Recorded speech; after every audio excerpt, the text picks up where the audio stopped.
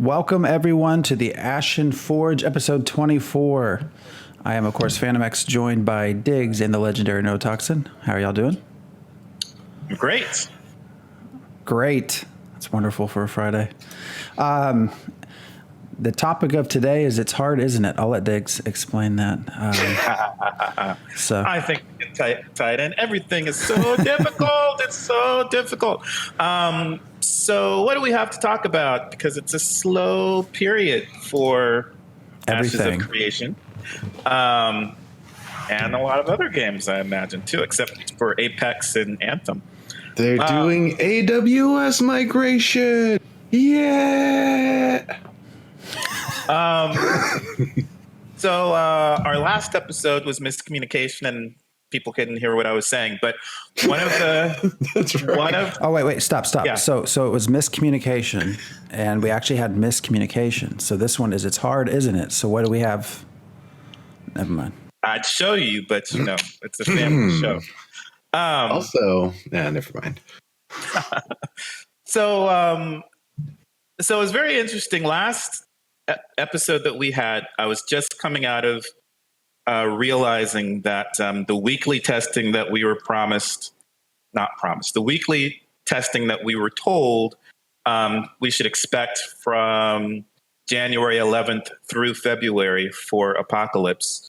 We found out right around the end of January that they were not going to be doing weekly testing. We would just find out a week in advance when the next weekend test would be.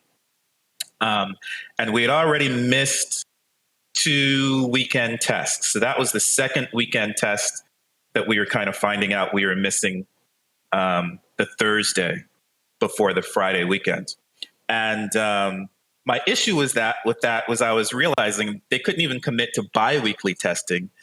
And when you're starting out on December 18th saying that you're going to have 24/7 through February, and then at the end of a week, you're moving to weekly testing, and then you miss 2 out of 5 of the weekly testings. No, you miss 3 out of the 5 of the weekly testings. That tells me something is probably really wrong with your systems that you have to fix, which is okay, but it's not up front. So I was expecting we would probably miss the first 3 weekends in February. And that they weren't telling us that it was likely we could miss the first 3 weekends. And so everybody was still thinking, is the test going to be this weekend? Is the test going to be this weekend? Okay, you missed last weekend, but is it going to be this weekend? I'm like, I don't think. Test hell. I mean, for me, it's basically come down to pop in chat once a week. Hey, we smashing castles yet? No. Right, but that's all right. Back in hibernation. But that's the thing is that if you were supposed to have 24/7 testing for 6 weeks, 6 to 8 weeks, I think it's really 6 to 10 weeks, and you've only managed to do 2 out of 5, 2 weekends out of 5,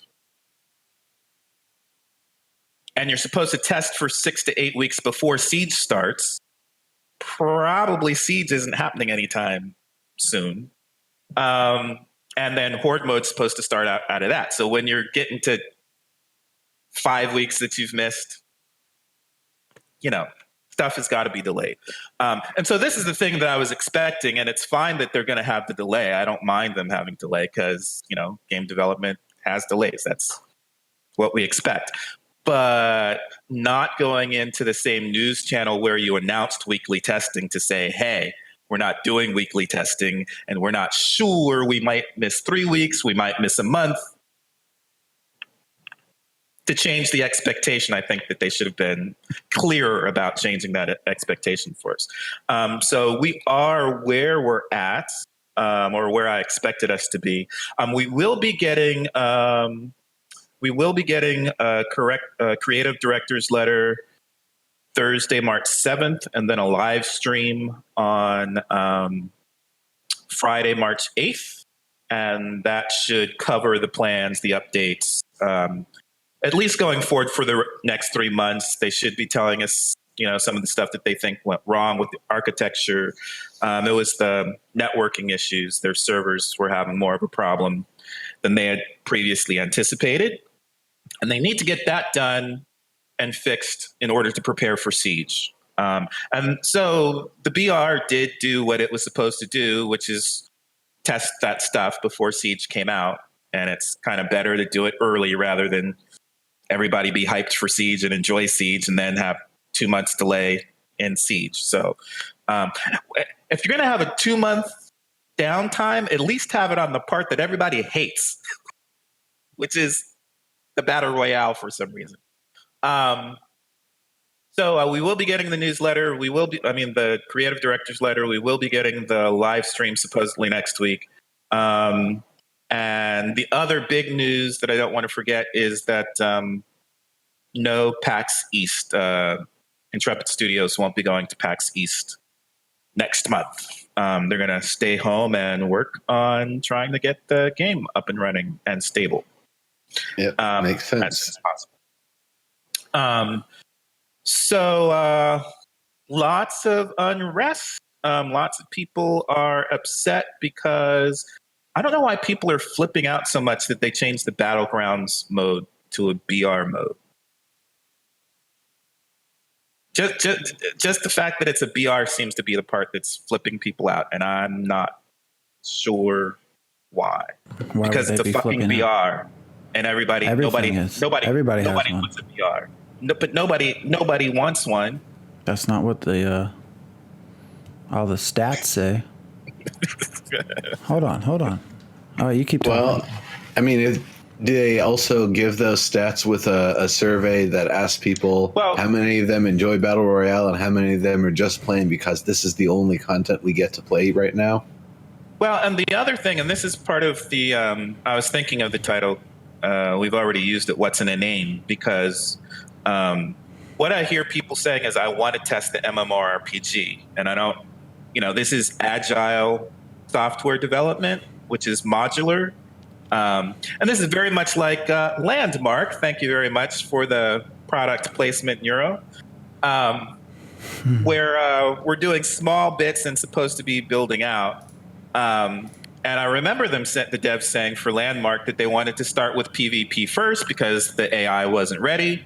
And so they want to test the combat abilities, and that's easiest to do with PvP because you don't have to make NPCs. And we should be able to understand that that's why they're starting with a battle royale, and then we're going to get to Siege, which is even bigger, and then we'll add AI and have Horde mode as well, and that these are building blocks of testing modes that's going to lead up to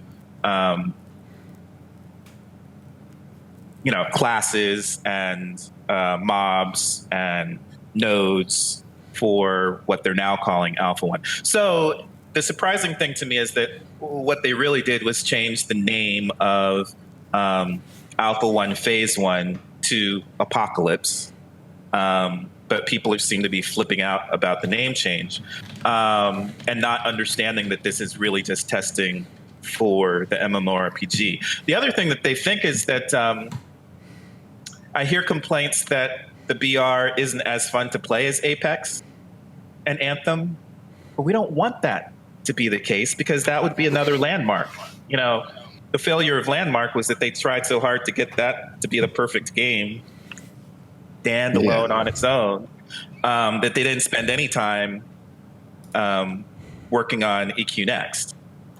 I would say, in fact, mentioning them alongside those other games is good enough. It's like, well, hell, if you're, at least thinking the game's worth mentioning in the same sentence as these, focused AAA titles, that's a success because this is just a little tidbit that's just a test. This is not the full game. Right. And, I've said that multiple times on previous episodes that what they're doing right now, the load testing for large encounters with multiple people is doing the thing that's going to be the most difficult because if they don't get that good, then it doesn't matter how many other systems they add on the game. Large PvP is going to be pathetic, and that's going to ruin the point of the game entirely. Right. So it only makes sense that they're doing mostly focused combat for the initial stuff. And, it goes to show that, this is mostly just players versus players in a limited environment. Eventually, when they move on, the next thing is going to be players versus players with the world as an objective. So you have more of the event system and interaction of world events going on. You have destruction and war machines and their use going on. You have the actual respawn and capture system. Even if it's not the system they're actually going to use in the live game, just being able to test all of these things in real time and make sure they all work is really, really huge. Because these are the same event systems that they're going to be using for non-combat things and things that aren't as time sensitive. Right, and one of the differences between the BR mode and the Siege mode that's going to give them data in a different way is that with the BR, you die and then you can jump out and queue for the next match much more quickly. You could do that in 5 minutes or 10 minutes, however long you last in the BR. So your match could be 5 or 10 or 1 minute before you jump into the next match. Whereas with the Siege, you'll be in there for 25, 30 minutes at a time. So the kind of data that they're getting off of that is going to be different. And you actually get to learn to play too, instead of, spending most of the time being dead or running around and not actually focusing on combat. Yeah. And but what I hear people say is, I don't want to test this. I want to test the MMORPG. And I'm like, but you are testing the MMORPG. I don't understand what is it that you want, that you think you would be testing in the MMORPG. They don't have that stuff ready, which is why we're only testing this combat. So, right, Siege isn't ready. So you could say, I want Siege, but you still have to wait until Siege is ready. You just wouldn't be playing anything. It's not. It wouldn't be putting the cart before the horses. It would be, we don't have the trees even located that we're going to cut down to make the damn cart.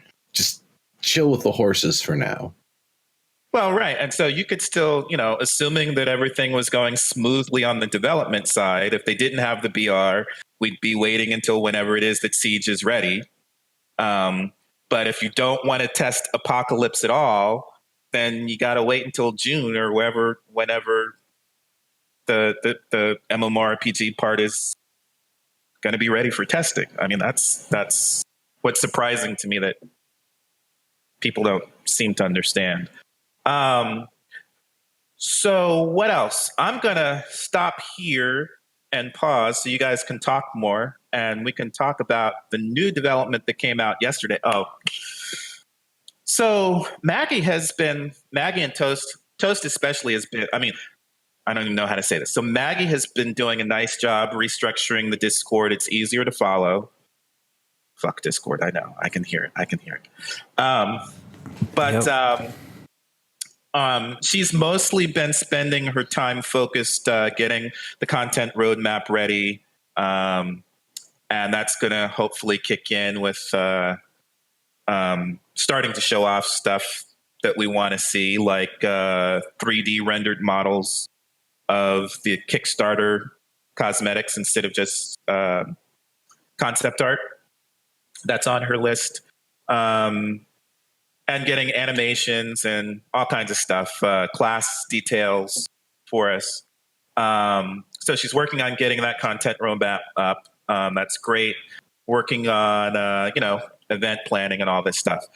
Toast has been doing a really good job of dropping in and out several times per day, and engaging with us, asking us questions about how we like to play MMORPGs. And one of the things that happened last week is I think it was Tuesday, Maggie was excited. She saw something that she thought we would love to see that the devs were working on. And she told us Friday we would have a treat. So we were waiting all day Friday. Finally, around 5 o'clock last Friday, she posted a bear animation, like a 6-second rendering of, not a full rendering, just a gray NPC on a gray non-textured bear running for 6 seconds. And we're like, it took this long just to get this 6-second animation approved. But it was something. Yesterday we got the drop of some new armor sets for the MMORPG, and you guys got a chance to take a look at them. What did you think? So, which ones are you guys gonna get? Yeah, I'm gonna actually put, just for real quick, I'm gonna pop this. I have a picture up. Keep talking. Yeah. So which ones are you gonna wear? I am going to go the opposite of what I used to do when I was younger and playing games. And instead of going with the biggest and showiest thing I can get, I will go with the crudest, mundane, simplest, oh, don't bother me sort of equipment the entire way through any MMO I play going forward. Any meow, any MMO. I'd rather look simple and unassuming and be the person that's like, oh yeah, we're just gonna knock this noob over and I break your face in two, than be the person that's advertising that I've got clout and have people come after me for it. I remember what it was like having Black Plate Mail and Ultima Online. You were a target. Unless people knew that you were one of the PKs, you were going to get assassinated for your black armor. So, I'd rather look plain, look stylish, but plain. Stylish is not what any of these things are, though. My goodness. Gaudy? Oh, They're glowy. They're glowy. They're glowy, but let me talk about that. So they've got the two in the front. They've got these areas of high detail with the glowy spot. And then where there isn't the high detail, the leather or cloth or whatever that material is, it looks like garbage. It's I think I used poop smeared as a descriptor before the show, or if I didn't, that was certainly what I was thinking. It does not look good. You've got areas that have these high, beautiful details, and then you've got these areas of just absolute, just mundane jeans would look better on them. Just regular old pants and a t-shirt with those aesthetics would look better than what's underneath the glowy parts. For the two in the front, for sure. Then the one on the left. People say that specifically, jeans and a t-shirt. Yep. The one on the left gives me the feeling of something kind of roguey. But again, if I'm trying to be a sneaky roguey sort of person, I don't want glowy bits. I want to be sneaky. I want to be visually sneaky, and I want to be, functionally sneaky. So I don't know, maybe a ranger or somebody, but with the things just on the hips like that, they kind of look like pistol holsters are supposed to go there or something. And so pistols. Yeah, pew pew pew. It's like that's the feeling I get from that one. It feels off. And then the one on the right. But the thing is, we know they won't be holding guns. So what are they? They won't even the potion launcher wouldn't really fit in those. So no, I don't know what's in there. Yeah, I know they do just kind of look silly. Like, oh, here's some glowy things on the sides of your butt. Huck 'em yuck. Enjoy it. It'll go with the glowy things on the tops of your shins, of which you get one knee plate and one knee that's easy. Why do you only have one knee plate? Is that the kneeling set? Are you supposed to kneel down with that one? I didn't notice that until you just said that. I didn't either. I just noticed it's like, wait a minute, that's not even a full leg armor. The one on the right I do like. It very much reminds me of the Orokin style from Warframe. I would wear that in Warframe. I think it's too flashy for something I would wear in this. Well, then you could just go with the Apocalypse cosmetics that you could place over this that don't have any glowy bits on them. They're exactly the same. They just don't have the glowy bits. Sweet. I mean, if I had That's to pick fantastic. I'd pick the one on the right. I mean, out of these. The white one? The white and on the right. goldish The one on the very Mm-hmm. right. Yeah. It's the most cohesive, and the material doesn't turn to crap. The other three look very similar. I mean, they look similar. They don't look similar. But I think it's just the hips and the shoulders that sort of look very similar. That was the first thing as they're all sitting there next to each other, they don't look as similar. But as I was scrolling through the page, I have to scroll back up because it's sort of like, wait a minute, didn't I saw something that's similar, but it's just different color. Well, so my thing is, these are reskins of the cosmetics that we have in Apocalypse, plus glowy bits. So we've got the blue glow, the purple glow, the crimson flame glow, and the polished gold glowy bits. But other than that, these are exactly the same as the cosmetics that we get in Apocalypse,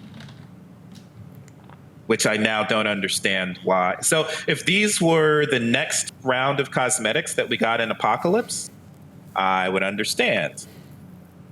And these could be known as Apocalypse armor, and Apocalypse cosmetics, and I bet you wouldn't even worry about getting any of these at all. You would get more conventional armor that's in the MMORPG. It's an interesting comment in chat about wanting to play a dwarf. So when I look at these, I'm going to put the image back up real quick. I'm trying to imagine a smaller race in this, and it seems like it look really weird. I mean, maybe. These are human and elven armor. Well, I guess, but my question then becomes: so are they going to restrict items to a certain race? Like if you craft something, are you going to only craft? Will it be restricted to human only? So I guess I'm thinking almost like very early EverQuest. How you had some things that were restricted to certain class or race, which has kind of gotten, we, as games have progressed, we've kind of got away from that. Yeah, for the most part. I'm expecting them to look different, significantly different, depending on what you put them on, what race you put them on. So I think if you put these on a dwarf, they're going to look significantly different. You're muted. For me, it's no, me. I was muted. I'm kind of thinking about what they actually do for body composition, how they build their characters. I know it's maybe a little bit more of a difficult way to go, but if they went the route that they have one specific, highly modular humanoid model that they shape as they need to for the various races, kind of like I think of the character creator for Ark, for example, had a wide range of proportions and fantasy races you could depict with it. But it was all just using one model. So if they do it that way, if that's the majority of the approach, and then the big differentiator is what the head shape and features look like, the head can be done completely separate from the rest of the body. And if that's the case, then the armors all will look more or less the same on everyone. It's just what proportions are going to be longer and shorter to, and thicker or thinner to match each of the different racial profiles. Those armors do look like they belong on thinner, daintier folk. As I'm looking, just a real big, thick, barrel-chested sort of like a dwarf or like a half-giant-y sort of thing, like the larger humanoid races that are, big and strong. I don't see that looking very good. I feel like it would be stretched to try to, cover the area very well. Either it gets stretched or the detail doesn't and it stays the same size, but then the rest of them kind of squeezes out beside it. I don't know. I think they actually will be more for the dainty races. Than they have some very plain armor. That'd be nice. Yeah. Right? Just farming, wearing a monk's tunic, just sort of. Well, it's kind of interesting because we had a long debate about this 3 weeks ago, I think, in Discord, around the concept of someone said that everyone in Apocalypse is a hero, according to Stephen. We finally found a quote. The quote doesn't say everyone is a hero, but it is a general statement saying that you are heroes coming through the portal, not paupers. So the reason why the armor is supposed to look epic straight out of level 1 is because we're heroes. We're the best of the best because we have chosen to brave the harsh, dark, dangerous world of the corruption-filled Vera. So you won't be wearing crappy farmer clothing. That's less compelling to me. I want those rags to riches story. I want that person's like, I know I don't got much, but I got a lot of spirit in this magical hoe rake thing. And I'm gonna sow me some victory. Yeah, and so that was kind of my pushback why I was like, I want to see that quote, because I was thinking like, well, yeah, what if I want to be a farmer or animal husbandry or just a crafter? Like, I think of heroes as the adventurers going out and doing stuff. And even when I played D&D, Be pimped out farmers. and even when I play D&D, I hate all of the NPCs saying, "Hey, you're an adventurer." It's like, no, I'm a gardener working at a temple, so technically I'm a cleric and I can do some clericy stuff, but I'm not an adventurer and I can help you with this. But really, I'm just a gardener. Because I don't like I mean, how can you have a world full of heroes? Completely filled with heroes. I think variety would be nice. They're heroes that represent different nations and ideologies. So they're each different people's hero. But, no, I'm saying... Now, are we talking Apocalypse or the MMO? I'm confused. Apocalypse. What did you say? We're talking Apocalypse, right? Not the MMO. We're talking everybody is a hero in the MMORPG. Oh, wait, what? Yeah, that's what Steven says. Oh, I thought we were talking about everybody's most a hero. of us will suck compared to the best. But he says we're the best of the best, leaving Sanctus as we go through the portal to Vera, and that makes everybody. Well, he didn't say everybody, but that makes those people heroes. Like, well, I mean, I wouldn't call pilgrims heroes just because they came over. I wouldn't call pioneers heroes just because, I mean, that's not the word I would use. But if that's what you're talking about, okay. It's interesting. I don't know if it means anything. There's a parallel in my head. So that sort of sounds like everybody's a winner, right? Everybody's a hero. You're great. You're good. And I just sort of think in real life, I heard. In real life, I parallel that to actual games where everyone gets a participation trophy, which actually has been shown to not be effective. That devalues actually working towards something, and the people that get a trophy that didn't do very well know that they didn't do very well, and it makes them feel even worse. So if everybody is a hero and they all came from the same place, then where's the PvP? Why are we fighting each other?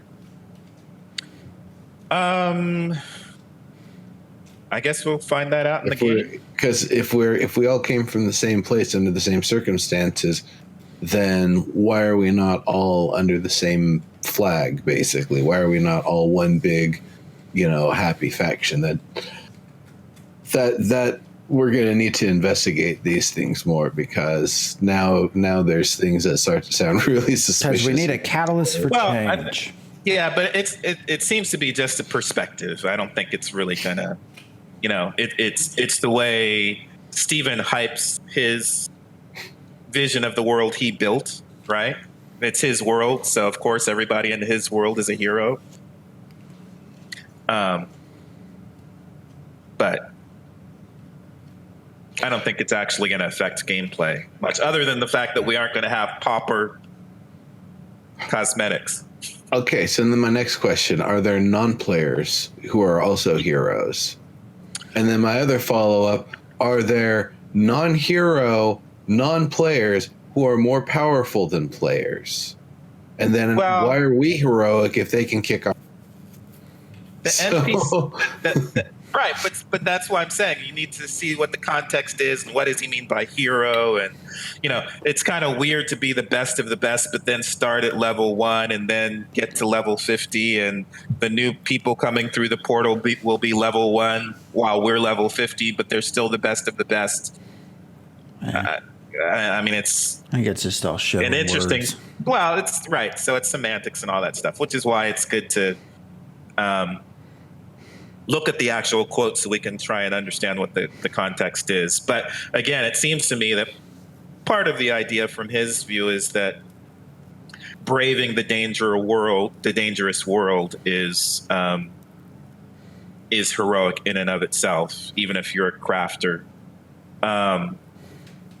farmer, fisherman, gatherer, processor. But if you're a crafter, wouldn't... Okay. I guess if you're a heroic crafter, why do you have to learn? Right? Shouldn't you already know what you're doing? Because you're braving the dangers. Yeah, but you should already know what you're making. You just need to find the resources.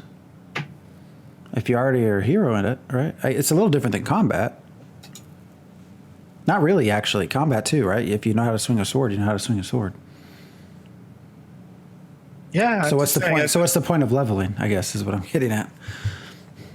Which I've had that argument before with World of Warcraft. What's the point of levels? There is no point to levels, other than to make you strive for something that is artificial. That is the heroic journey, right? No, I still start as a pauper. I still wish, in general, we would get away from levels, at least in ever-changing worlds. But it's pick a progression method is what I'll say.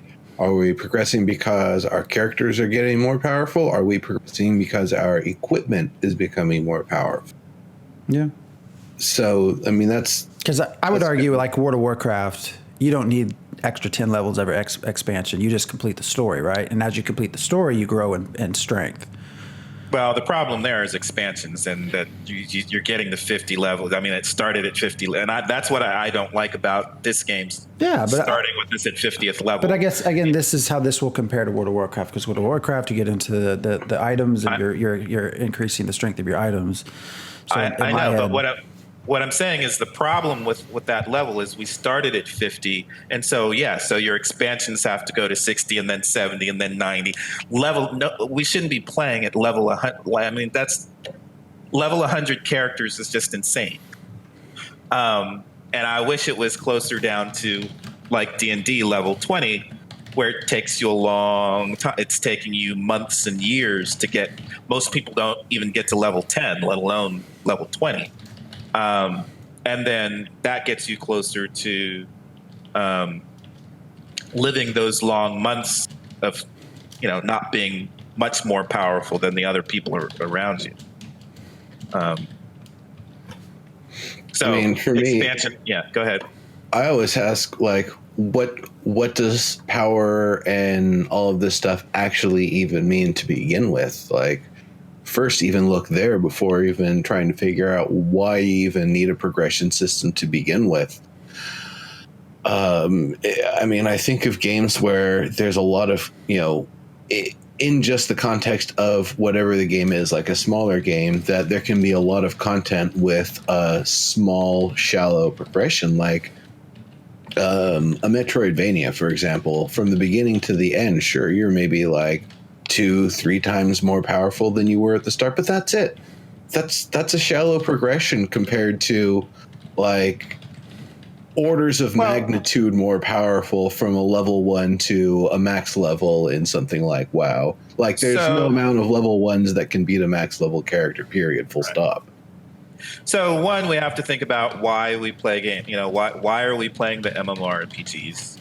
And the reason I play RPGs is because I want to live in a virtual world that's like a novel, a fantasy novel that I read.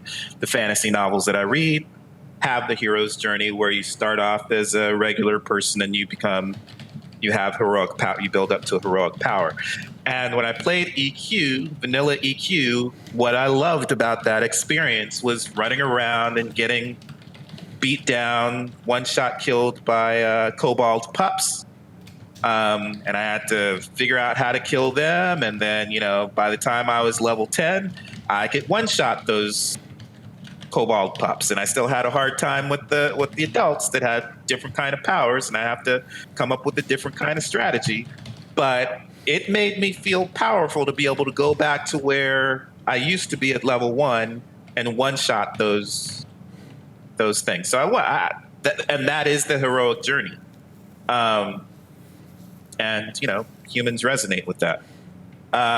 So that's why there is progression and a certain amount of power. But I think I would prefer it to be 1 to 20 plus expansions, especially if you're going to have expansions, rather than be 1 to 50 and then get the insane levels that we're at now, level 90, and people starting at level 90 and.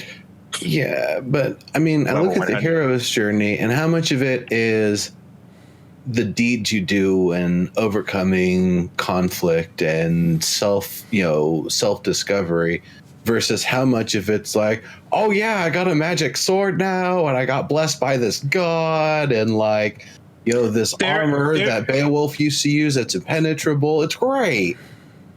But the issue because it's giving you the feeling, because even if you aren't, because the point of an RPG is role playing the character, not the skill of the player. So, if you aren't a super intelligent person, you can still build a certain super intelligent character.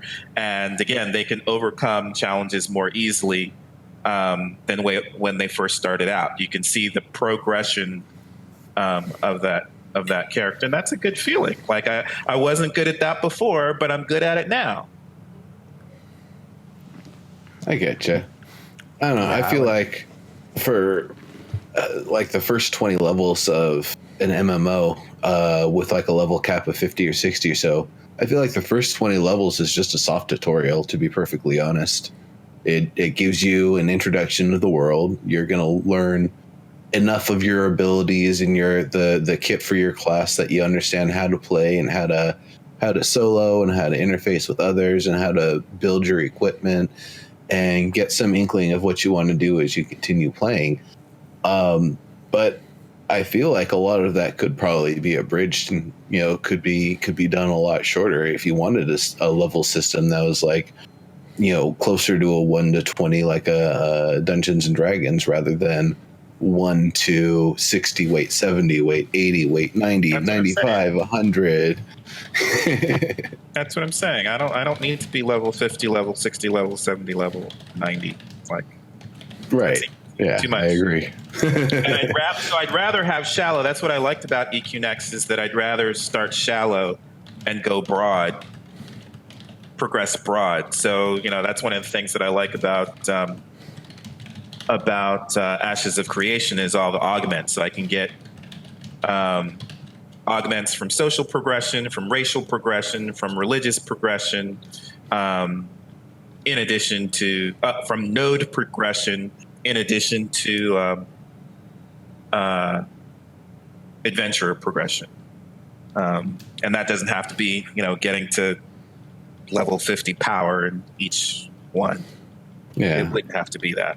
Just being able to do stuff differently is just as nice as being able to be more powerful at something.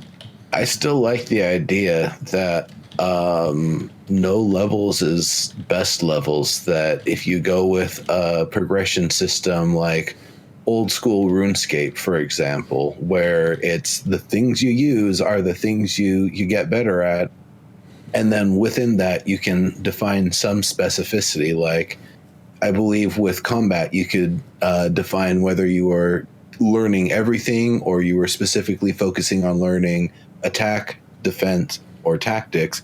Each one would emphasize a different part of combat to make you better at it. So with that in mind, you couldn't really just point at somebody and be like, aha, con rating says I can kick your ass. But to actually know if you can, beat somebody, for example, in PvP in a setting like that, you would have to take more time to actually learn who they are, what they're doing, what they're about, what they're equipped with, who do they roll with, who do they have nearby that's going to jump you, But that's the difference between player. You're just playing yourself. You're not really playing the role and playing the character, right? So that's true. In role playing, it's about I'm not intelligent enough to be the wizard. But how does the game tell you you are? It gives you abilities. Right. How do you grow? What do you mean? How do you grow? I mean, how does the game tell you you've become intelligent or more intelligent? Like, how are you aware? You increase your intelligence, and is it a new icon on your skill bar? Affects. Is it a new icon? Yeah. Maybe not. Is that how you know you're grown more intelligent? It's increased numbers, and then how it affects whatever you're doing, right? The intelligence is going to affect what you're doing. It's going to make you better at casting magic. Okay, I'm just saying it's a very, I don't know. It's okay. You're aware though, right? So, I mean, I mean, we've had this argument. I still, no levels. I don't know what the argument is. No experience. I mean, we use experience and levels as a way to quote grow as a player. No, you do it to grow as a character, not a player. Both. No. But why does your character grow just because your number went from 4 to 5? Is it because you got a new skill on your bar? Like, what's the point? That makes it better. So if magic is dependent upon intelligence, and that helps your character be better at magic. So the old man at the tavern gave me a quest. I went and visited someone, spent some time, finished the quest, and I gained a new skill. I learned something from him. Didn't require a level, didn't require experience. It required time. How is that any different?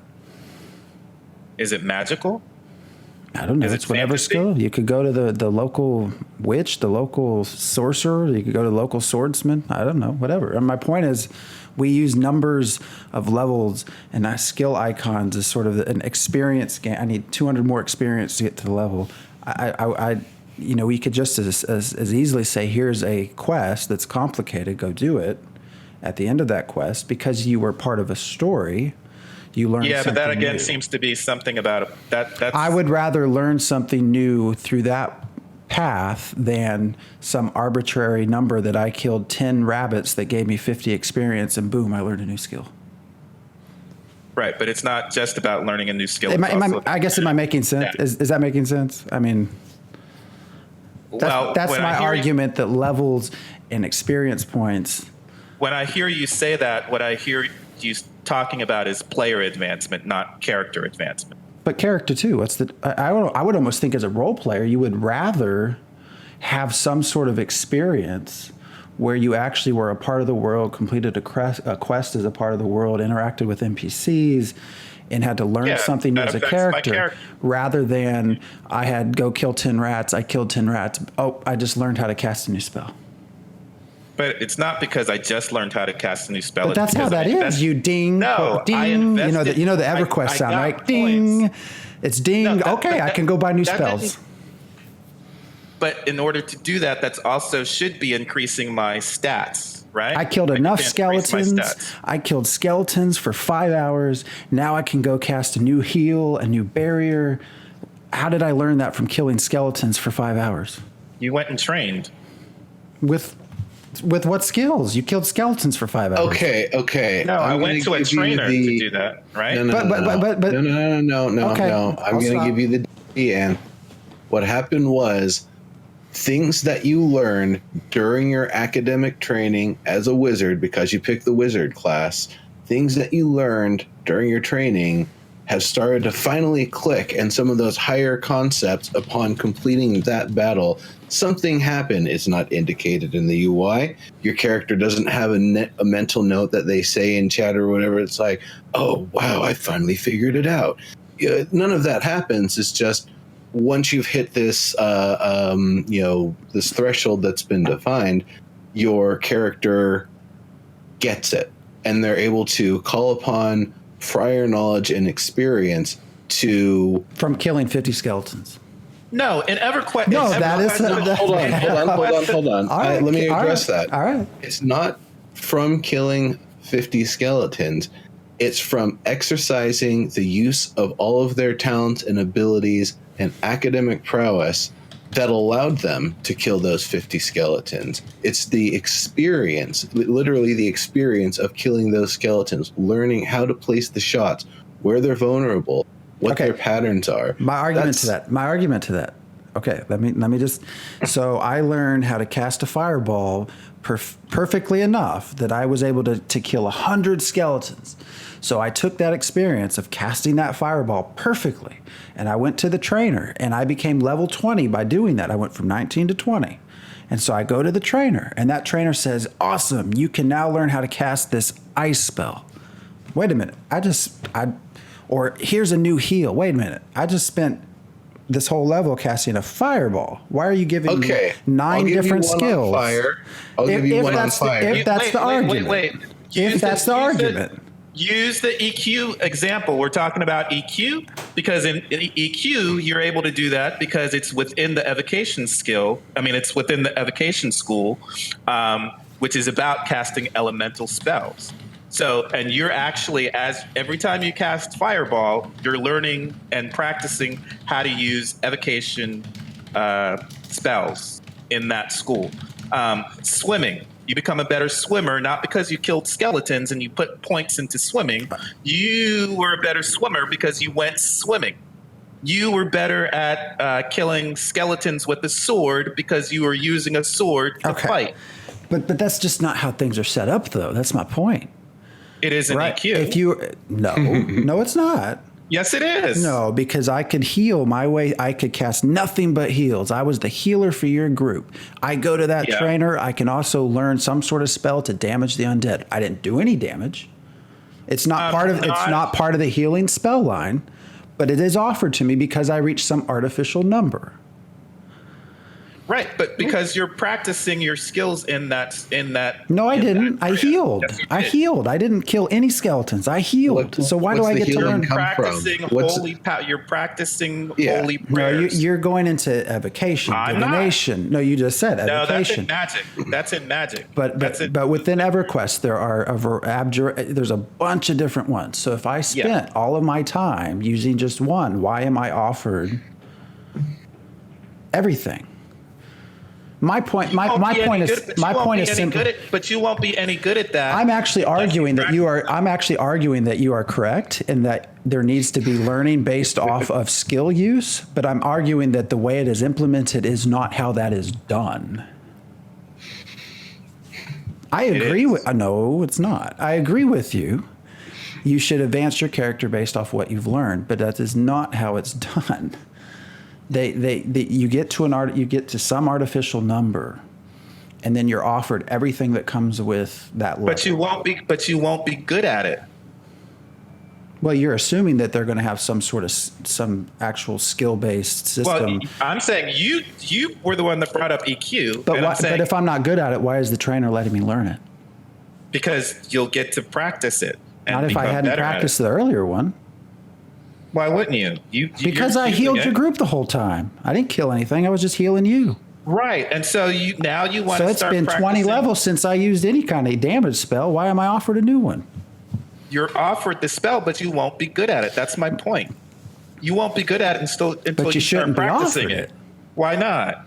Because if you're based off of skill, you haven't reached the skill requirement because you didn't learn the first one. You healed the whole time. You can still learn it. That doesn't mean that you're good at it. My point is I'm tired. I just feel like it would be more. Your point doesn't match your support. I know what your point is. No, I want you to go to EverQuest and show me. But I think one thing that we could look at here is the idea that because there is an actual physical, ding level threshold with EverQuest on top of the skill system, that ding level threshold represents, say, your ability to control the forces of magic. So the trainer didn't train you in it or offer it at a lower level, mostly because they thought that if you attempted it, you would fuck up and rip yourself in two or cause some magical rift that would, damage the area around you somehow. They wanted to make sure you would actually be able to control the magic, that you just know that much about how to channel magic, period, before they would even teach it to you. Well, but typically there's still trees that you're going through. You don't just start at the. You can't start at. I want someone to show me a casting, game. Just because you've been casting Fireball doesn't mean you can start at the second level ice level spells. You're going to have to unlock the ice path and then start advancing through the ice path. You aren't just going to start. You're talking about that's if you're talking about skill trees, but not EverQuest. Well, but EverQuest spells are not based off of what is your evocation number. It's what is your level. You can't learn this till level 15. You can get the spell, but you won't be good at casting the spell. That's the way it works in EverQuest. I'm trying to think of what we had for Ultima Online. They grouped all of magic into just magic casting as one umbrella skill. I think it was partially because there were so many different things that people would want to be skilled in at a high level that if they made each different type of magic its own skill type, then you'd never really be able to get good at anything, and your character would just be like kind of crap at everything, because there were definitely caps. You could only have, I want to say it was like 600 total skill points, and then the degradation would knock things off of the things you weren't using. But let's look at the entire system with that instead of just the magic system. The idea was that there wasn't any leveling whatsoever. There wasn't a ding that you would ever hit. And so getting good at something was only done by doing the thing and doing it repetitiously. That being said, I feel like the idea of getting to level 50 by hitting a training dummy with the macro and then going out in the world and being, half as good as the best weapon fighter could possibly be was kind of a silly sort of thing. And this is something I'm just going to slight tangent on it real quick. The idea that you just train and then you're good at something, or you just do the thing and then you get better at it, is something that's a complete fallacy. That is not how things actually work. You get good at something by learning a bit and practicing a bit and learning a bit and practicing a bit. And I feel like that's one of those things, if we're going to talk about progression in games, that completely gets dropped off. The idea that the idea of going to a trainer is that you've hit some artificial threshold.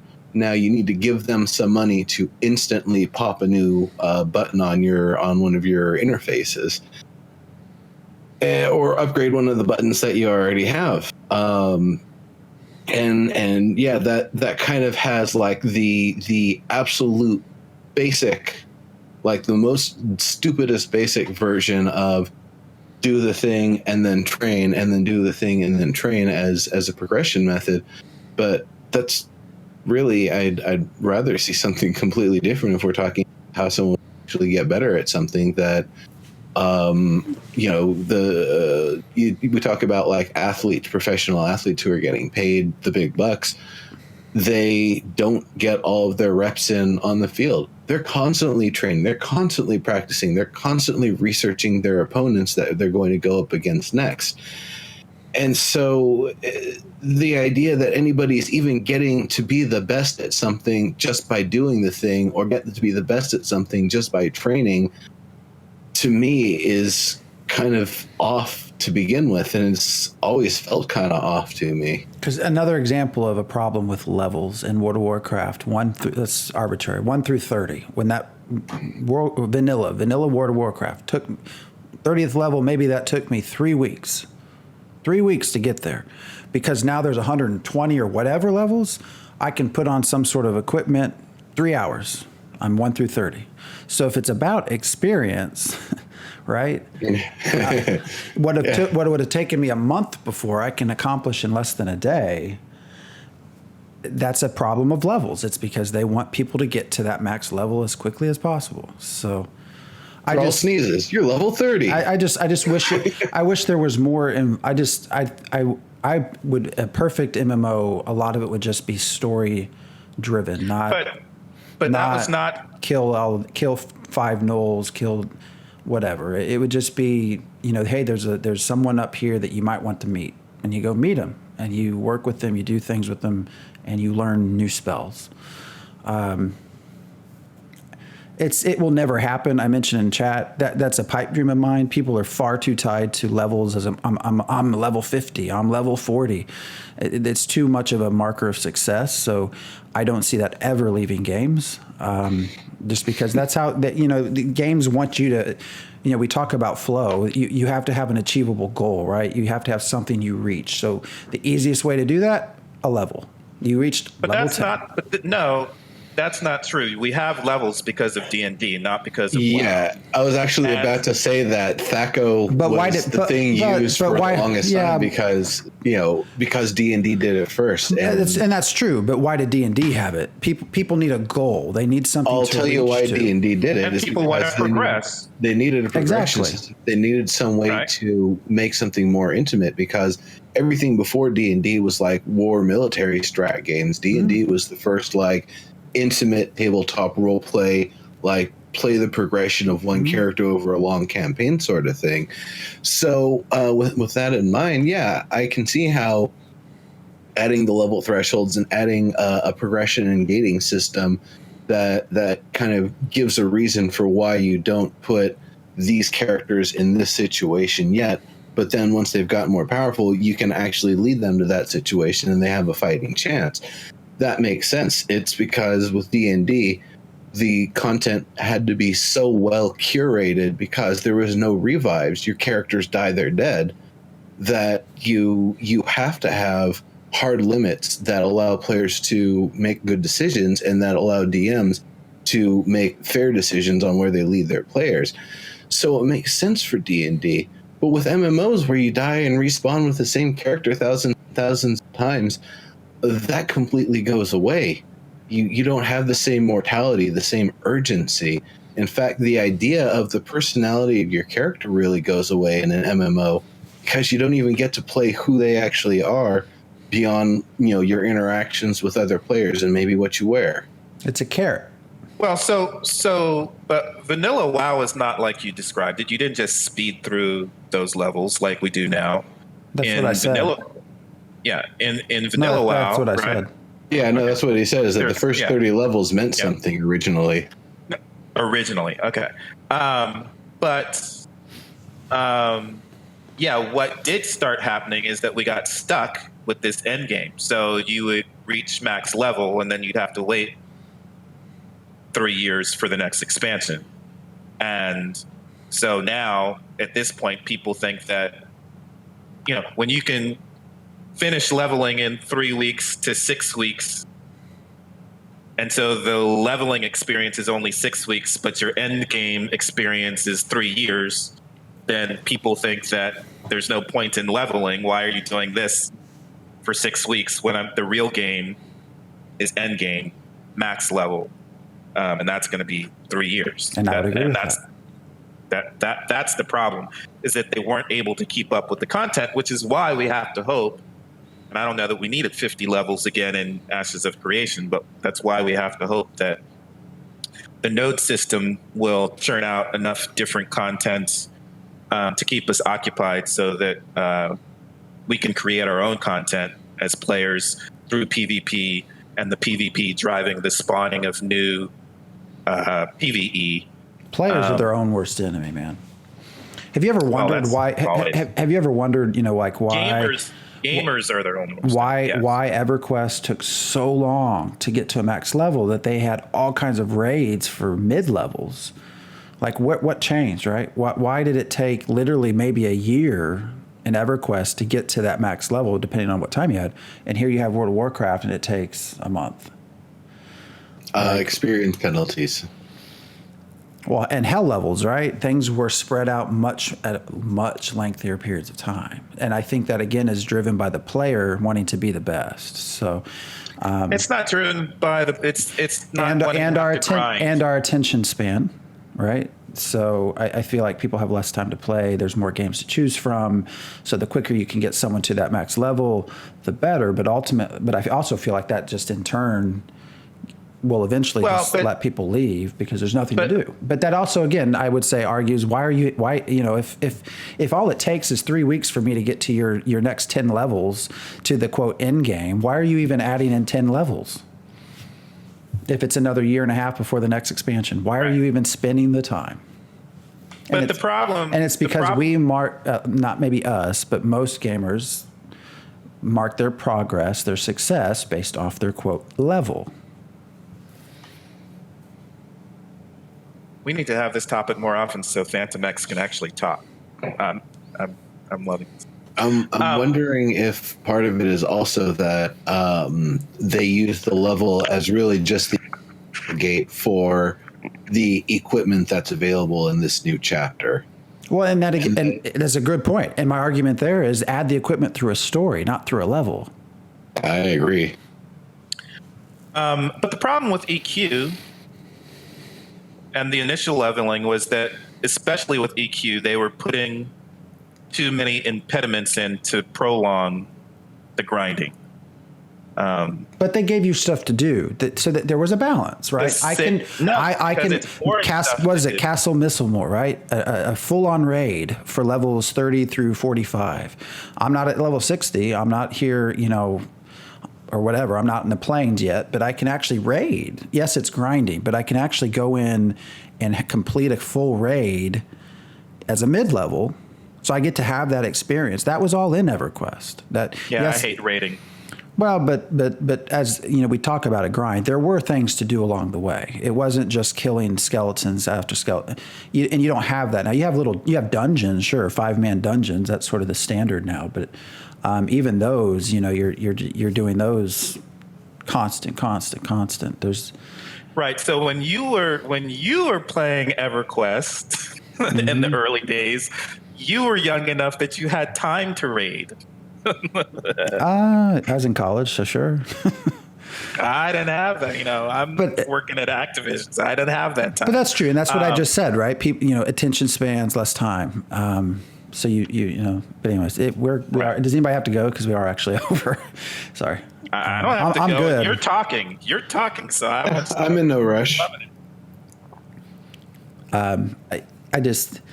This could be a whole show. I just do not think. I wish there were no levels, no experience points. Just give me a story to follow, to play along with my friends. Yeah, that doesn't sound like an RPG to me. Why not? When you play an RPG, are you playing it for the story or for the experience points? The story. Okay. I don't understand where we have a problem. I just said give me the story. Because part of the story is the heroic progression, is the hero's journey. Okay, that can be told in a story. That can be told in a story. You don't need to have here's 1,200 experience points. I don't need 1,200, but I need some. I need to be able to advance in power. But why can't your experience come from the story? How would it come from a story? I don't understand that. You completed it. You learned it. You went through I did. So give me an example of what a story would be like. Again, if you want to learn how to cast a certain spell, you had to go through some story. Why would I cast a spell? Why am I casting the spell? Because you wanted to learn it. You heard That's somebody not what up in the hills. in the heroic journey. But you're not a hero. I don't care what Steven says. You're not a hero. I'm talking about the heroic journey, those are the stories that I read. I don't read stories. So what do you need to be a hero? When you're playing a game, what do you need to be a hero? To call yourself a hero, what do you need to do? Progression. To Okay. start off at a low amount of skill and progress to a great amount of skill doing cool stuff. So, and when you say skill, what does that mean? Being better at magical stuff. So being better at magical stuff. And so that would entail at some point learning new magical stuff. So it would. Right? Yeah. So why can't you have a game where part of that is you learn that there's someone that has something to teach you? That's what quests are. No, they're not. Quests are to get you to level 20 so you can go to the trainer and learn a skill. Quests take me on that journey. Like when I was going through and healing stuff to heal Mount Hyjal in Cataclysm. I wish they did. Because that's what I would like. Maybe I would like that you only quests. I would like that you learn. I mean, so like one of my favorite experiences, because it messed me up mentally, was playing Cataclysm, and I was sent to shoot with the cannon. I had to kill 500 goblins on the cliff across from me, and I was horrified because I'm a pacifist, but I needed to finish the quest. So I shot them and put them on fire, and they screamed and jumped off the cliff. Mm-hmm. And you felt terrible, and then what? I felt horrible, and that was a story. And even though it made me feel like crap, it was a great story. Same thing when I had to. What did your character learn from that? What skill? I didn't learn a skill. Okay, there's the problem. Why? What was the point of doing it? It gave you something to spend. What was your reward? I don't remember what the reward was. Probably a piece of armor, right? And it probably took you about an hour to replace it. I probably would have sold it because I was probably crafting my own armor. But it's just a time sink. That's my. Anyways, okay. Well, time sink is a different thing because that's what I would complain about time sink, and that was the problem with EQ. Too many time sinks. But what I just heard you say was they gave me a task to kill a whole bunch of people, and I didn't get anything out of it in the end. Well, but that's a story point. That's the story that I'm playing through. For the stuff that I felt like a druid, that was healing stuff. Healing or killing? I thought you were killing. Healing.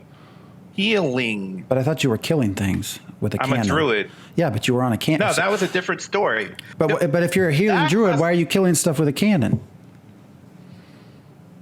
What does that add to your character? You're completely opposite of what your character's trying to do. Because that is story progression versus character progression, right? But shouldn't the story somehow pertain to your character? Or it's story progression versus class progression. And not every story. I think Nero understands, but I hate not to every call story it, is related to my class. I hate to call it story progression because it's the same set of scripted events that everybody has access to. That it's script progression, that you've decided to walk into this scene and read these lines and take these actions, and then it's that you're doing a song and dance, not that you're completing a quest. Yeah, that's kind of what it feels like. But I'm an actor, so that's what it is. So in my head, what I'm getting at is, okay, so they sent you on this initial quest. You had to kill all these things with a cannon. You come back, then after that they say, oh, you seem to be very good. Can you build us a cannon? So you do that. You quest, you advance the story, you build something for them, and then through the then you maybe go out and learn how to fire a different cannon. And then through all that process, at the end of that series of quests or that story, your character now learns, one, how to build cannons, and two, how to accurately use them. Rather than going to a trainer because you hit level 15. If one of the classes or professions that we could be as an engineer, sure, yeah. Okay, so we agree on that. That would be. Well, that's the difference between. The difference between class progression. But that would be story progression. But that would be a better alternative to. Well, I completed 10 arbitrary quests. I've reached a certain level. Now I'm going to a trainer to learn. Would you rather actually have some sort of story interface, some sort of meaningful interaction within the world that then allows you to learn something? It doesn't have to be every time, right? But it should be. If we're talking about experience is what gets us new things. No, because sometimes it's just the reward. It's like I'm a dancer, but sometimes I go out and I do other stuff that has nothing to do with improving my dancing or any other skill. It's just I went and I got a burger, and that helped me. Helped improve me as a person. I mean, I think doesn't improve me as a dancer, but it's part of my story.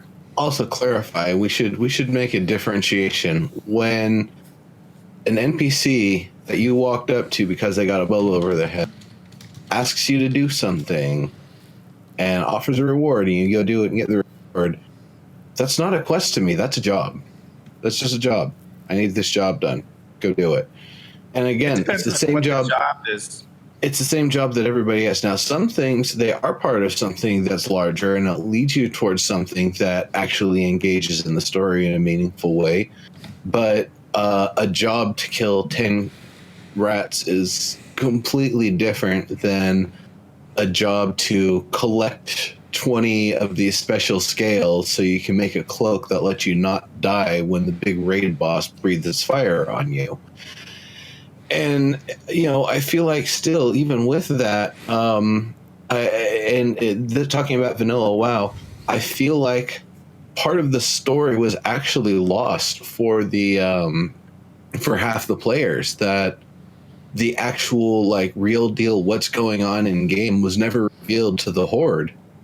Or you don't actually see it from the perspective of the Horde. You just know that, blah, blah, blah. Those stupid Alliance morons have been deceived this whole time, and now we have to clean up their mess. Right. That's kind of... And then when you do go and clean up that mess, go finally kill this black dragon that had formerly been, infiltrating the high kingdom of the stupid human alliance. Nothing happens. Literally nothing happens. You can maybe use her parts for getting into Blackwing or something, and I guess there's some association between the two bosses, but it just feels like a big disconnect, and that there isn't actually, and this is part of the reason why MMOs are kind of done for me, is that I don't want to kill a boss of that story magnitude and have it be absolutely meaningless seconds later.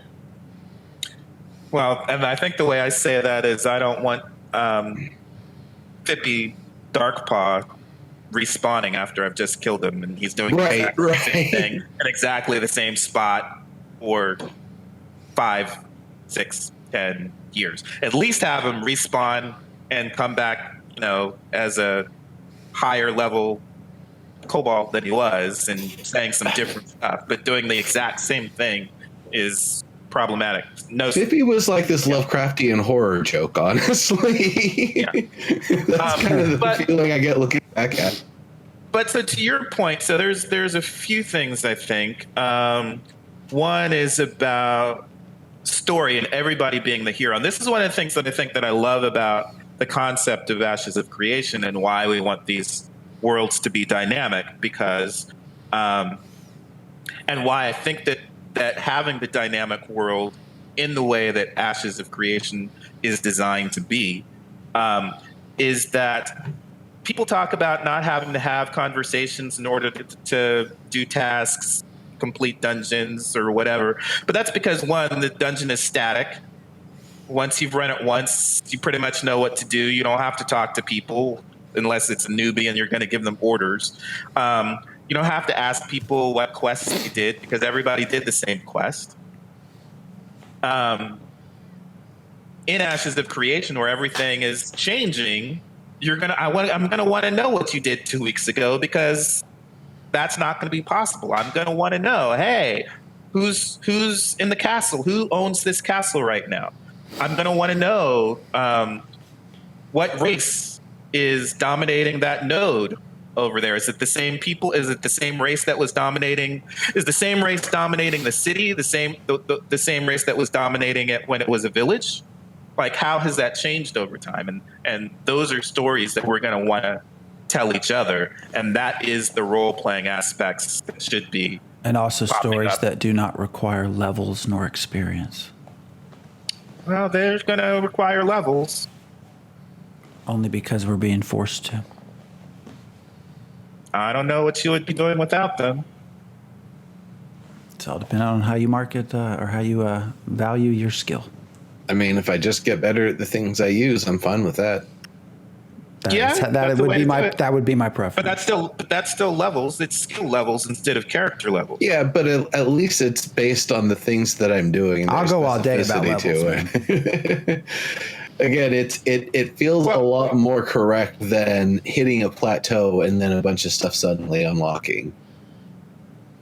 Well, so what I hear you saying is you don't want character levels, but skill levels are okay. Yeah. Yeah, because that represents that you're good at the things that you do and you're poor at the things that you don't. And that's right. Okay. That makes sense. I go with that. You're saying right. You're right. Yeah, it doesn't. Well, although, I mean, there's people that are bad at everything and never get good at anything. But I mean, they're not the heroic characters you play, though. So you have stat levels, and you would have to have stat levels, and that's stat right. levels and skill levels. And we can take a page out of EQ where you start with, like, I want to say 50 or 60% of the total threshold of points that you can have across your attributes. And once you've filled in 100% of your attributes, the only way to recompose yourself is by focusing hard on something that specifies the thing that you want to get better at and doesn't touch on the thing that you're trying to get worse at. So if you built your strength way up and you realize you need more agility, then instead of hammering away at things and doing stuff that's going to, and mining and stuff that's going to use your strength, you go out and do a whole bunch of whittling, and you're just whittling and whittling and whittling and whittling and whittling until you've got that dexterity up to the threshold you're looking for. And in the process, your strength will have declined. I'm fine with that. But even skill points are a measure of it's just simply a measure of time and effort. That is all that is. I'm level 150 at tailoring because of the amount of time and effort I put into it. You could just as well, because it's completely arbitrary, right? It's just a number. You could have 1 to 100. You could have 1 to 300. Doesn't matter. It just depends on what the developer wanted to do that day. Well, I think 300 is a good number. Okay, well, 100. Let me finish. 150 is a certain amount of time and effort. You know, I got here because of the time and effort. You could easily also say, I went to some hermit up in the mountains, learned this skill because of a time and effort I put into being able to complete whatever the challenge was. It's all arbitrary. My preference. I don't understand what you mean when you say that. When you have a skill number, all that represents is the time and effort you've put into that character development. That's all that is. I put enough time and effort. As opposed to what? Okay, go to the next part. Maybe I'm missing the next part. Time and effort. Time and effort is how you advance in anything, right? Things don't just magically happen. It's how much time do I invest in this character? Time and practice. Okay. Effort, practice, whatever. Effort. Okay. Time and practice. The skill level I am is simply a measure of time and practice. And the value that number is completely dependent on whatever the hell the developer wanted it to be. You could easily time and practice completely take that. How do you measure that? You can put that into an entirely different, you don't have to look at it. Which is what? You don't have to look at it from a arbitrary number and say it's a skill. How are they going to program it? No, I'm not talking about programming. If you really want to know, well, you have to. It's that you define how much of the whole is learned from doing each of the different aspects of it. So it could be that, for example, as an armor crafter, some amount of your, working with leather stuff, and it could be something that's represented or not, that 10% of the entire, the whatever reaching 100% means is based on you mastering working with leather. You can work with all of the other materials, not touch leather, and you'll get to 90. But then you'll be like, all right, I've done everything I can without touching leather. I've got to learn how to use leather to become a better armor crafter. And, I could see something like that where each of the different things that you're trying to do to improve in that, or just doing things right, just having tools that don't break on you, that work properly, and just using those to make anything, period, versus like if you rolled all of your skill up using crude improvised tools, you're still going to be a limit because you don't know how to use the proper techniques with proper tools to be able to do all the fine minutia and to be able to, receive a manual from somebody and be able to execute the techniques in that manual because you don't know how to use the tools. But so you mentioned the number. You said 90. Yeah, and that's just, again, using arbitrary numbers. So let's say that Arbitrary, but it's still a number. I don't care what the numbers are. They can be arbitrary. But what does the number Right. represent? The number represents time and effort. It gives us a way to measure progress. But but you can measure it in other ways. That's Like what? So Nora, you finish your. I'll come back. You finish. What I was going to say though is that it's that each kind of segment of the whole that can be filled in represents how much effort you've put into, again, each of those, what the separate segments represent. It could be that the different materials, knowing how to use the tools, and the different pieces of armor and body shapes, racial body shapes or something, that across all of those. How do I measure that? I still don't understand how I know that I'm making progress in these things. How do I know I'm making progress? That's one of those things that is up to the developer, and it's one of those things about how much information do you want to give in the UI, how much is too much, how much is giving them more than they need, how much is just enough that they can, reach their goals and hit their objectives without feeling encumbered. And then above all of that, how much of it do you represent without them needing a third-party UI or an app or some other thing to actually give them the true answer because you don't give it in the game? And that's one of those things that I really hope is avoided, that any sort of a progression system, you keep all of the information in the game. We don't have to go looking around for answers elsewhere. With that, it could be very explicitly that it tells you, you are at 0 out of 0% in each of these different segments of the whole of armor crafting. And that. But 0 is a number. Mm-hmm. But he doesn't want numbers. Phantom X is saying do it without numbers. Okay, I'm saying you don't have to have numbers. Because your numbers simply represent. But the numbers are the easiest way for us to measure the progression. Okay, because you've been trained to think that way. The next one could be recipes. Instead of how many skill points, it could be if you know 20 recipes, then you can learn a different recipe. Or that's still a number. You're right. It's still a number. I mean, if we want to completely take numbers out of it, then you just know how to do everything. It's how we've been trained, right? Why do they use a decimal system instead of a hexadecimal or a binary system? It's because that's how you've been trained to think.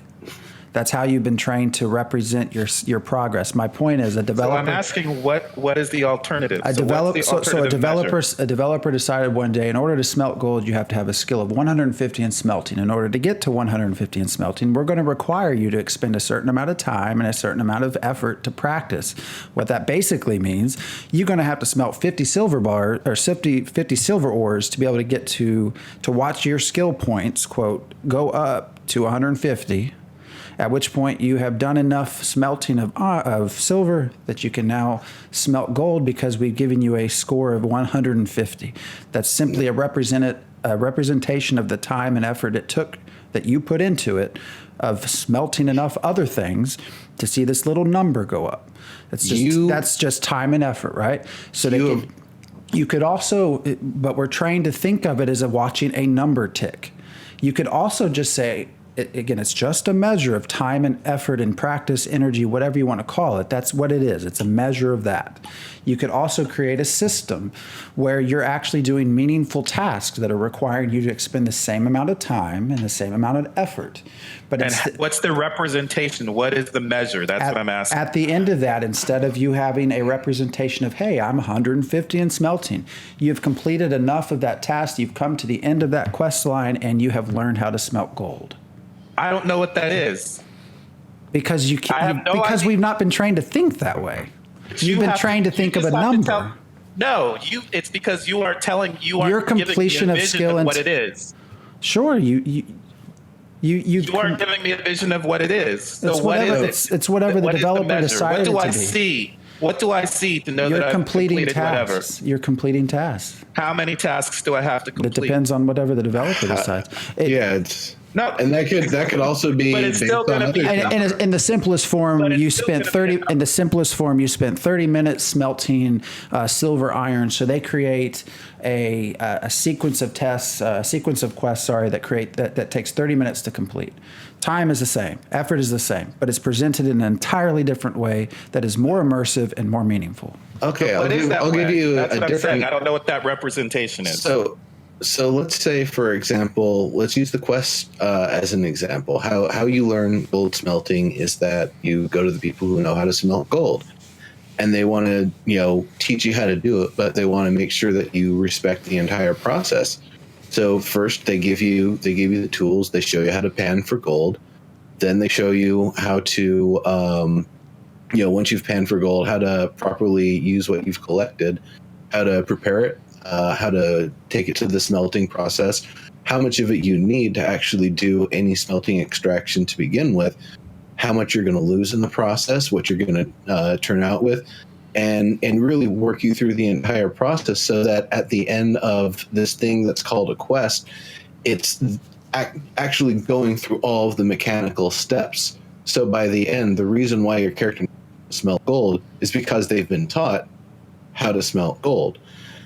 And in all of this, you did bring up something. I'm just going to touch on it real quick. The absurdity of resource exclusivity, the idea that you have to go to copper and then to, the iron, and then you get to the true steel or whatever. That there's these different levels of materials. I hate that. That's ridiculous. Mm-hmm. You knowing how to do a process and then making the variants for the media that you're working with. You're learning how to smelt, and your skill should be how well you can operate the smelting process and the quality of your result, regardless of what the material is you're using. If I know how to smelt metal and I'm using something that's of similar types, because there needs to be a reason for you to go from skill level 50 to skill level 100. I say that's absurd. I agree. If what I want to do is play a real world smelting sim, If what I want to do is play is live in a virtual version of a fantasy novel, I don't want to be doing that kind of smelting. But there has to be some kind of easy measure because it's the game. It's supposed to be fun. If I take a dance class, there will be numbers and levels involved. I'm going to start in a beginning dance class. I'm going to get better at that after taking days, hours, weeks that I can measure. And I'm going to feel myself getting better in a way that I don't know how you represent that in a game, because I can feel myself getting stronger. I can feel my dexterity improving. There are all kinds of things that I can feel that have to be represented in a game. And I don't know, the easiest way to do that is through numbers when you don't have a body to feel all those things. It's the same reason why you need health bars, because you can't actually feel your health. See, I would argue so you need some way to represent that you're being hit, especially from behind. Acquiring new skills. That's how players experience that. You experience dexterity and strength. Players experience a new skill. But they don't need skill levels to experience a new skill. They just need to learn how to do it. Right? My skill level, right? Like I tried to take I tried to skip, because I've taken it before 30 years ago. I tried to skip Modern 1 and go to a Modern 3 class, and I couldn't keep up in the Modern 3 class because my body's not in shape. I had to go back down to Modern 1.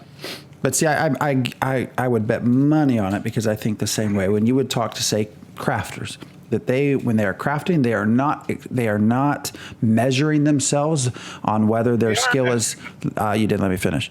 They're not measuring themselves on whether they're skill level 50 or 55. They are measuring themselves on whether they're tier 1, tier 2, tier 3, whether they're silver, they're gold. It's what is the next skill. That is what they're measuring themselves by. The numbers in between those numbers mean nothing. They're representations of they are measures of progress. That it's a representation Because we're trained. Because you can't do it. Because you from when you're in school, first grade, second grade, third grade. Are there first graders that are smarter than third graders? Sure, but they're still in first grade because there's a progression system. That's how we're trained is from young. That's why it's hard to wrap the mind around. Well, what if we get rid of numbers? And that's why it will never happen. As much as you have to have a viable alternative. It's because you're trained that the way you measure your progress is through a number. That's my point. So you have but if you're not going to do that. You have to have a viable alternative. I'll give you the case though is that numbers are the way that we use to track data. That it makes the most sense to use numbers. For example, for my fitness stuff, for tracking my my body composition and what I'm eating and what exercises I should be doing, how much I should be lifting of each thing, how many reps I should be doing, all of that stuff I've got tracked very well. It's I could be even more meticulous with it if I wanted to, but it's tracked very well. I know exactly where things are going when I go to the gym. I know exactly what I'm doing beforehand. I know how much I was supposed to eat. Afterwards, I know how much I'm supposed to eat. It's all tracked. I can see my progression. I know how much better I've gotten at every single exercise. And the funny thing is, if I go back and try exercises I haven't done in a while, I'm going to be even stronger at them because I've gotten better at other things around them. Right. And that's part of the point is we can feel in real life. We have many different ways to feel that. We can measure that through our body. Oh, I'm better at that now. Not just I did blah, blah, blah, but I'm now better at it. And trying to do that in a video game where you don't have those kind of feedback systems is very difficult to represent. If we were baking, right, you would bake a bunch of pies, and day by day you would be like, oh, this is easier. Oh, now I remember the recipe. Oh, but you don't want to actually, there's two things about that. One, it's not about building your player skills so the player gets better at it. You want your character to be getting better at it because it's a role-playing game and it's about character progression versus player progression. And there has to be a way to measure how quickly your character is going to progress, because I don't want to spend 5 months. You're talking about killing skeletons. Even if I'm baking pies, I don't want to spend 5 days, 8 hours of 5 days baking pies so I can become suddenly better at baking pies at some point. And I don't know how to measure that in a game. It's because you've only learned one way to. Huh? It's because you only learned one way to do it. An experience bar. I don't care what it is. It can be anything, but I want to know how. I want to be. You can have a series of. You can have a progression of quests, just the same as a progression of an experience bar, and you would know where you're at within that progression. You would know which steps you've checked off, and you would know how many you have left. But you're more immersed in the story, in the world, because you have learned. More immersed. Sure. Why would I be more immersed? Would you rather have a current system where here go kill 20 rats, or I would rather have. Let's actually progress a story. I would rather have quests, and this is the problem, which I want to say. So the problem is not killing rats. The problem is, yes, I would rather have a variety of ways to level my class. So MMORPGs are too heavily focused on combat. If I'm a druid, I would rather be gaining experience more from healing things than from killing things. And that's generally not the case in MMORPGs. Well, I would agree with you. Yeah. My thing is how that is represented to you. I don't care if it's numbers or whatever. I just want what I would like to. I do care. That's the whole point. I do care. But Right. And but the devs would have to have some way of programming that in an easily measurable Oh, way. it wouldn't be easy. You're right. And it would take a lot more thought I mean, into easily story and measurable content. by the player, not by the devs. Well, in today's day and age, it'd be a wiki somewhere, right? Hey, I completed this step. I know that I have 4 more left. And that happens within the first week. Not just 4 more, but then it has to be easier. But that also adds to the excitement, the whole mystique of what you're trying to do. I stumbled onto something, and I'm going to learn something new that no one else knows. Not necessarily. It's too scripted, too. Yeah, as Neuro put it, it's not. There's no uniqueness. It's everybody else has already done this. I've already done this 10 times on my alts. Right. Well, that's again why we want the node type stuff, so that we've got more emergent storytelling and interaction. I want nodes, everybody but doing the same. I'm waiting to same see quest. exactly how robust that is. Are there? Well, it has to be robust, right? But are there 100 different things they can choose from, or is there 10? Right? Because after time, okay, we've seen this before. But you shouldn't have seen it before. Well, if they the way they're supposed to. If they do their job right, yeah. But we don't know how robust they're talking. Well, it's not even how much they're talking, but it's like story bricks, right? It sounds good. Will they be able to make it as well, that's true. story? I mean, we're supposed to soon, whatever the hell that means. Hopefully that comes with the next letter next week. We are almost an hour and 45 minutes now. So I think I'm close to calling this. We've had a pretty good discussion. Yeah, I'm trying to make sure we covered everything else. I think we did. Yeah, and if not, I think we should try for an Ashes show next week, since we're getting supposed to be getting the creative director's letter and the live stream, and that should have some dates about testing and all that stuff. So yeah. And again, there's a good point from Woodchip. Numbers are needed or a slider to give feedback to the player. The player does need feedback. It does not have to be in the form of numbers. That's where I'll leave that. So maybe we'll do a show to this some other time where we can just spend actually a whole hell, we already basically spent a show worth of time, but we didn't announce it. You are trained to think in numbers. You don't have to think in numbers. All right. So next week, anyone that does watch our COE show, we're actually going to probably do Ashes again next week. And that's because hopefully we're going to have a whole lot of news, a whole lot of things to actually talk about within the game. Assuming that there's no delay. When is the actual, it's a live stream, correct? Yes, live stream is in the morning. That's on the 7th? The creative director's letter comes out the 7th, which is Thursday. The live stream is Friday morning. Okay, so we will hopefully have all watched that by the time we get to Friday night, and we'll hopefully have a whole lot more to talk about. This was a ton of fun. I actually hope we do a show about this later on. Maybe not next week, but anyways, your brains have been trained to think a certain way. It's time to think different. But anyways, I see you starting to talk. I'm going to cut us off right there. And everyone have a good weekend. We will see you back here in a week. See you later. See you.